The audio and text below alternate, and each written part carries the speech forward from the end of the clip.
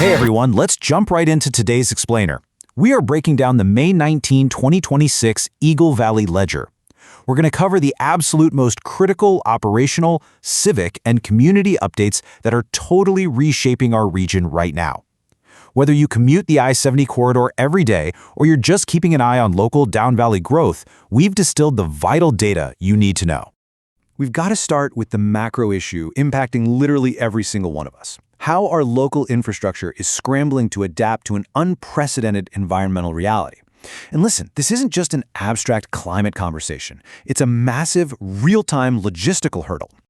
Here is our roadmap for today. We're looking at environment and transit alerts, civic growth and infrastructure, and finally, community milestones and sports. Okay, kicking things off with Section 1, the ground truth on our environment and transit alerts. The sheer speed of this environmental shift is, honestly, it's staggering. A complete regional meltdown occurred on March 31st. That totally eclipses the previous 2012 record. This extreme deficit triggered a Stage 3 water shortage declaration by April 9th, which meant local mountain crews at Vail and Beaver Creek had to rapidly abandon snow farming and pivot straight into vital erosion control. But here's the wild part. Despite this historic drought down on the valley floor, atmospheric instability is still a massive threat for high alpine commuters. A late April storm dropped 4 inches of snow up high. It's kind of the ultimate paradox of our mountain spring. You've got record heat down low and sudden blizzard conditions up on the pass. Which brings us to a number you really need to know, 358. This is a critical safety metric, and the Colorado Department of Transportation wants it burned into the mind of every single driver navigating the corridor right now.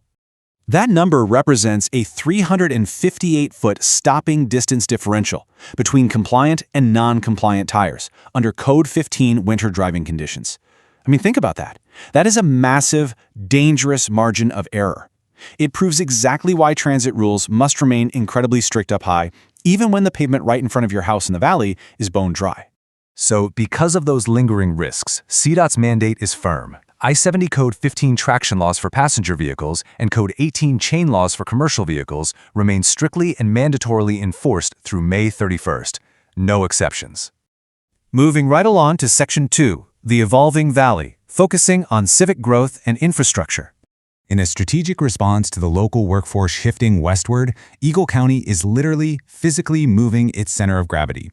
They permanently closed the Avon Annex on May 3rd, and just 4 days later opened the brand new 28,000-square-foot Eagle County Commons in Edwards. And this centralization, it's happening right alongside massive down valley infrastructure pushers, like the new $4.5 million Coulee Mesa road widening project over in Gypsum.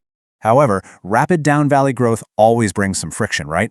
Currently, county commissioners are looking to potentially use eminent domain to acquire a private half-acre parcel in Edwards for a public park. That land is currently owned by a Denver developer who is fighting the forced acquisition. But hey, we are also seeing some major civic breakthroughs to support this growing footprint. The Eagle County School District just secured a 2.5% cost of living salary adjustment for staff and, this is huge, added 37 much-needed rent-restricted teacher housing units. And that brings us to our final section, Valley Victories, covering community milestones and sports. Amidst all these structural shifts, community health and local excellence are just absolutely thriving. For instance, Eagle Valley High School recently rolled out free student physicals, which is fantastic for keeping our youth healthy and active. And speaking of active, the Vail Christian girls tennis team has been dominant. Entering as the #1 seed, they swept Conifer 7-0 to advance to the 3A state quarterfinals.